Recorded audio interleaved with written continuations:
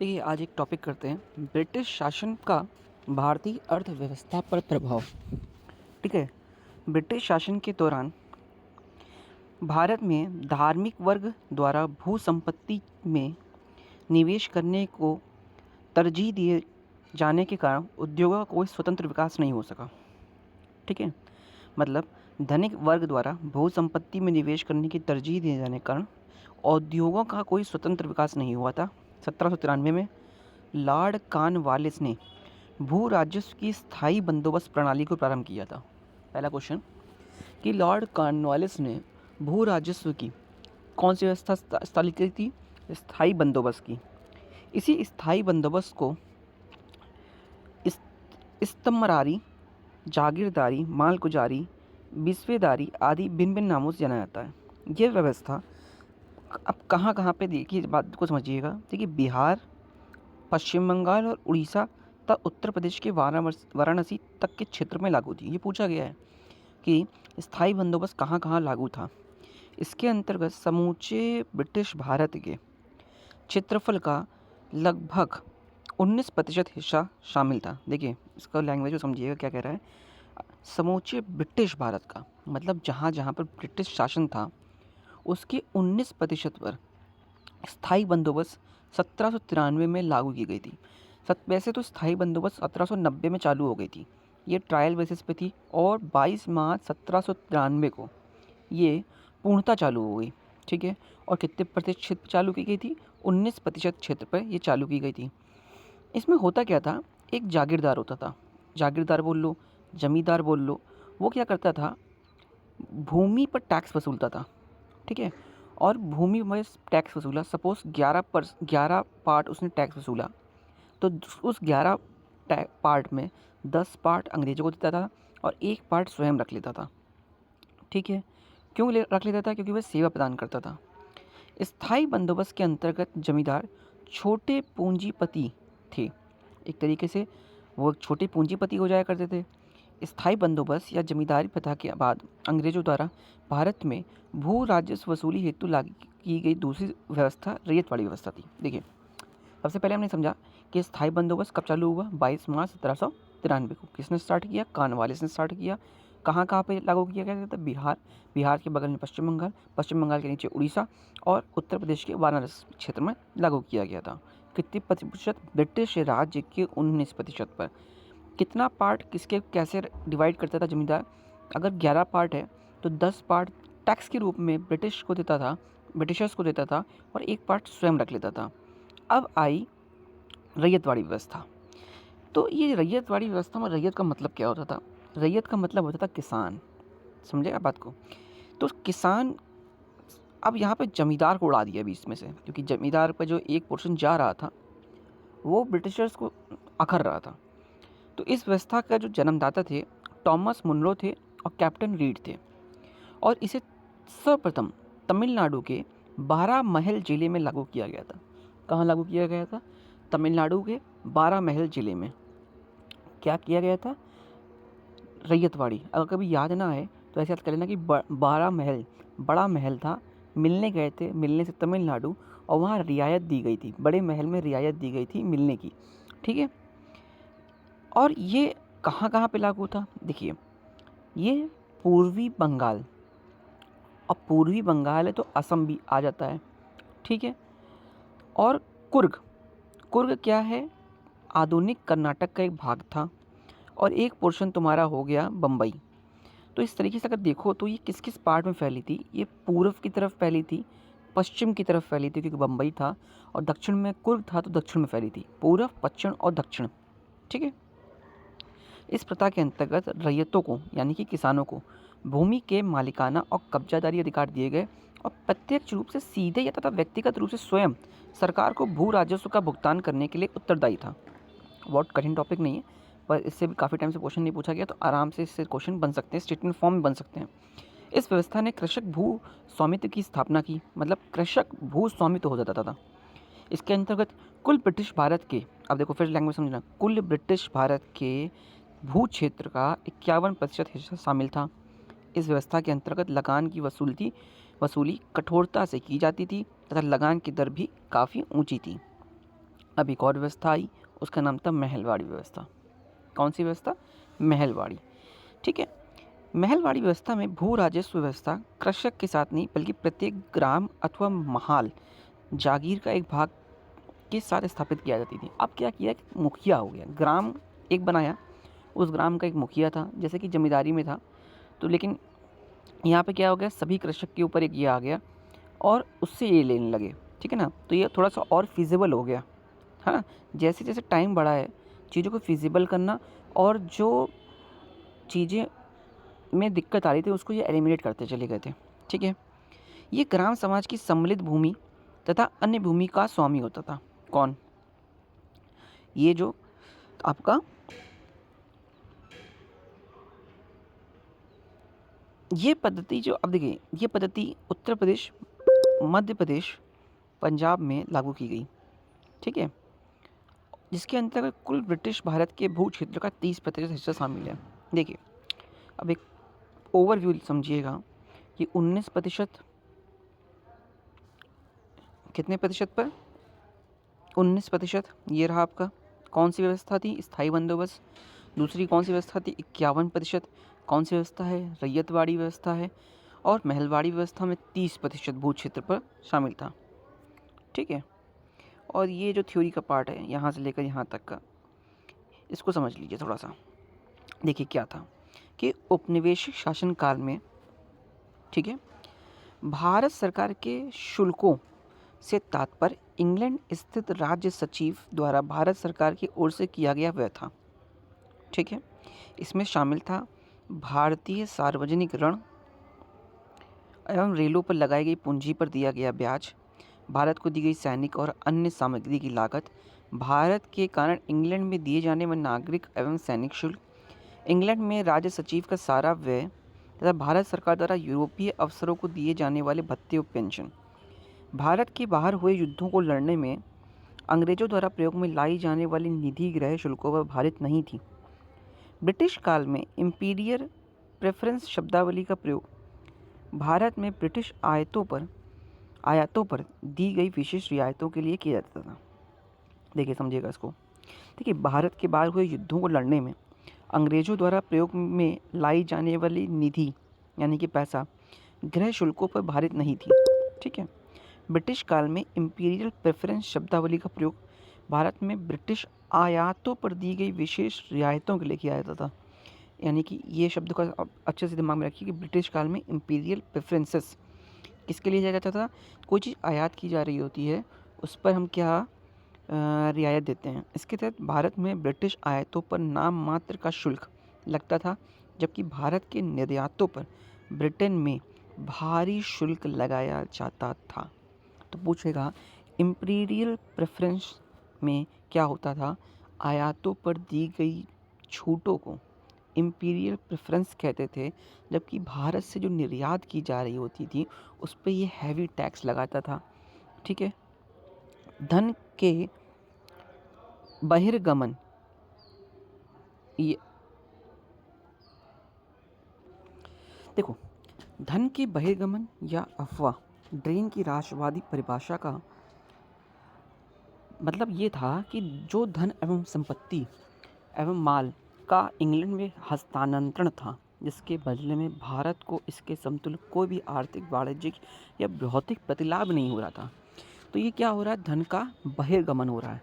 मतलब यहाँ से ये लूट के सामान वहाँ लेके जा रहे थे, तो और इसके बदले में हमें तो कुछ लाभ नहीं मिल रहा ना। तो दादा भाई नौरोजी जी धन के बहिर्गमन के सिद्धांत के सबसे पहले और सर्वाधिक प्रखर प्रतिपादक थे। इन्होंने अपने लेखों एवं पुस्तकों कौन कौन सी? इंग्लैंड डेप्ट टू इंडिया, मतलब इंग्लैंड डेप्ट to India, poverty and the British rule in India, the wants and means of India अतः on the commerce of India के माध्यम से अपवाह सिद्धांत का प्रतिपादन किया। इनकी 4 पुस्तकें थीं। ठीक है, किसकी? कौन सी हैं ये?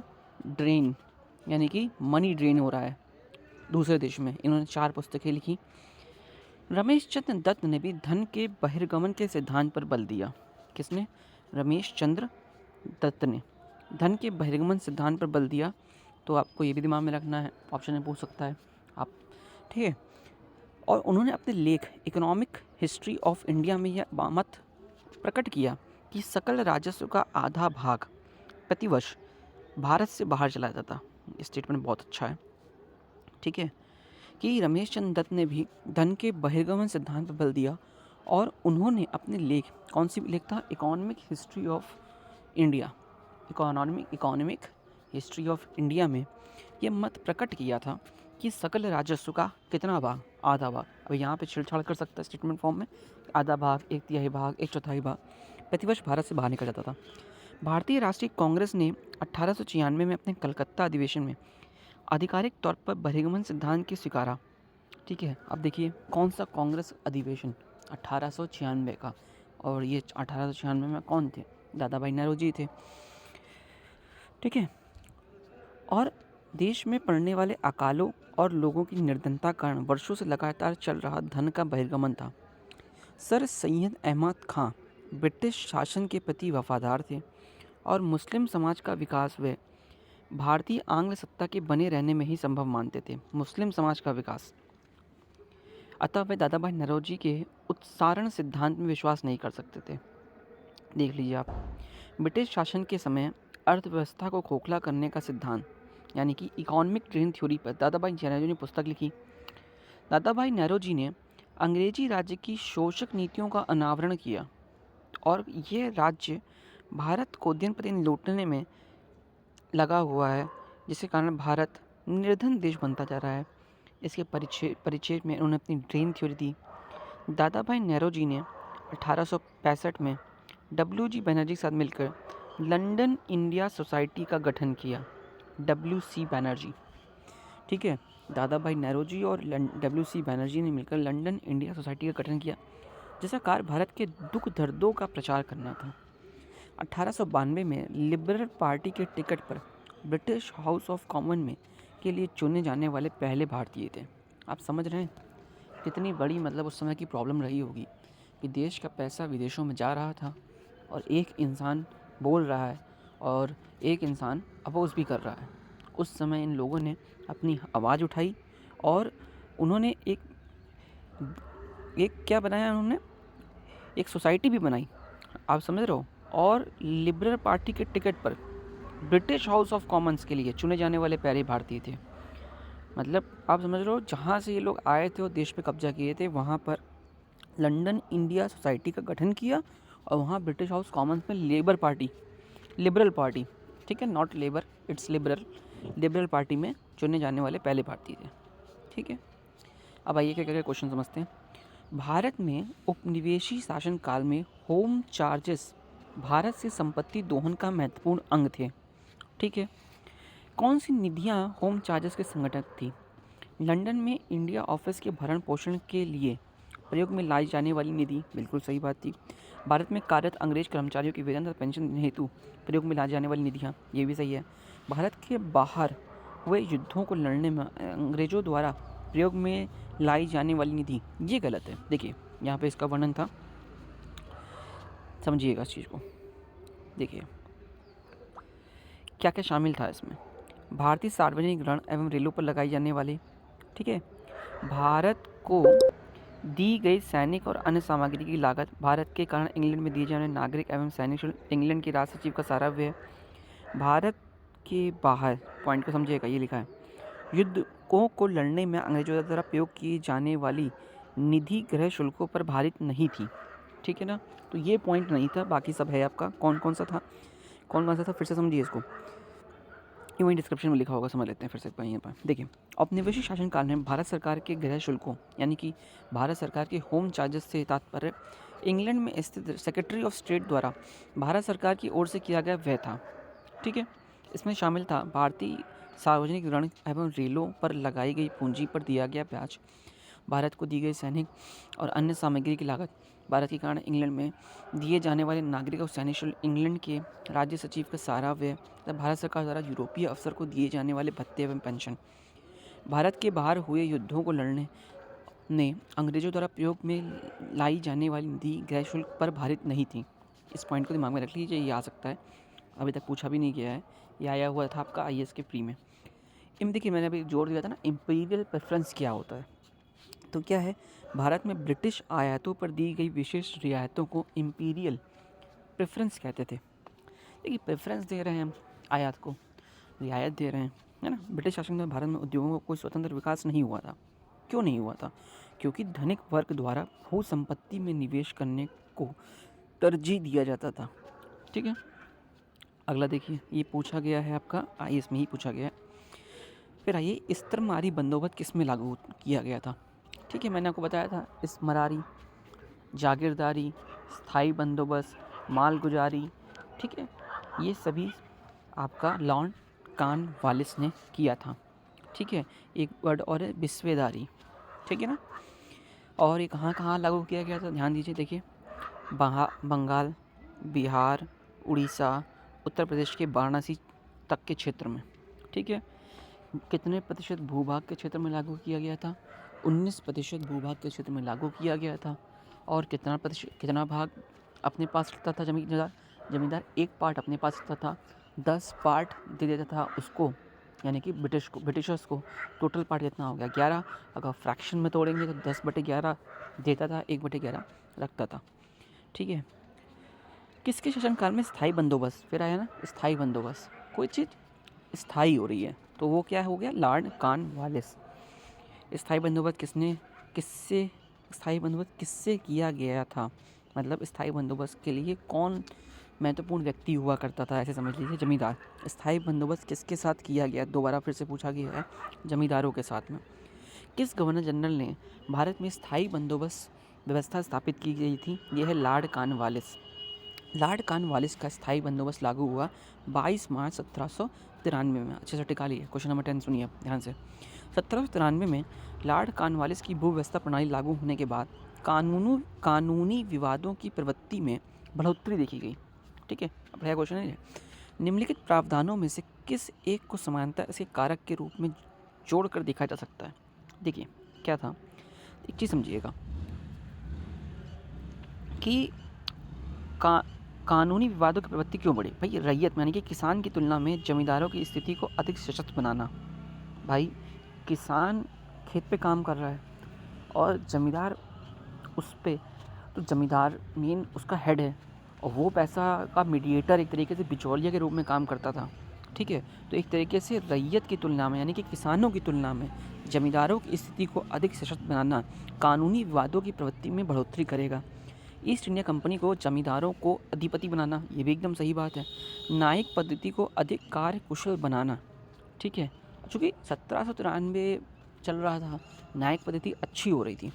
ठीक है ना, क्या हो रही थी?